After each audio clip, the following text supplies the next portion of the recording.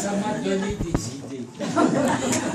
Et puis après, je t'ai vu dans ton œcuménisme, ton ouverture, ton énergie, cette supériorité que tu as sur les autres êtres humains, de placer les gens à qui tu t'adresses avant toi, de les positionner au-dessus de toi, car tu as compris le secret de la vie, si bien exprimé par cette phrase de Proust: le comble de l'intelligence, c'est la bonté.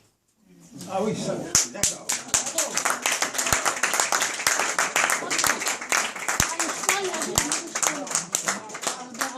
Tu n'as pas cessé d'être notre guide, d'être emblématique.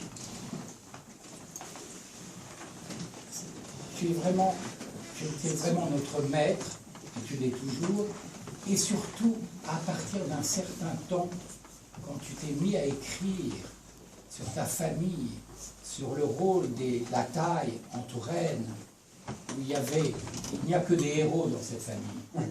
C'est pas facile pour les autres.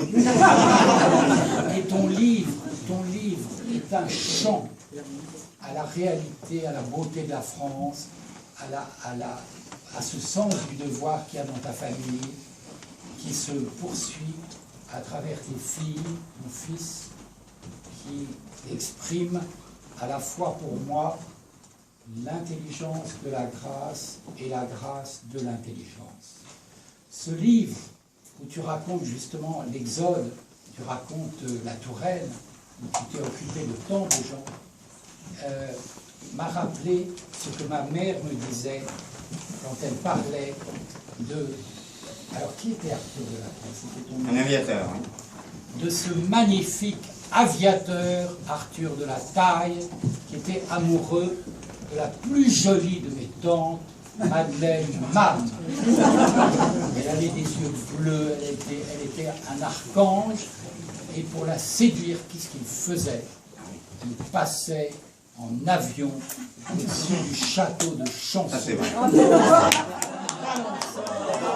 Des tonnes de roses. Eh bien, il était tout à fait dans la... Tu es tout à fait dans sa filiation. Et merci aussi pour les heures extraordinaires que nous avons passées au Presse Club. C'était une adresse inouïe. Le nombre de gens qui s'y sont rencontrés, le nombre de choses qui s'y sont décidées. C'était vraiment... Tu étais là au tout début. Tu étais le sourcier de tous ces talents. Merci, Emmanuel. Merci.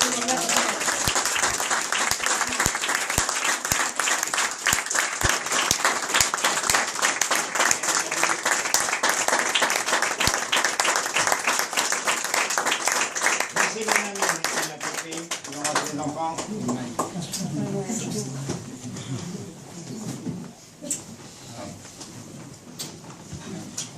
Il y en a pas.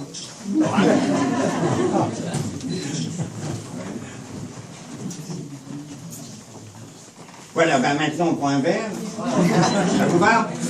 Bon. Merci à vous.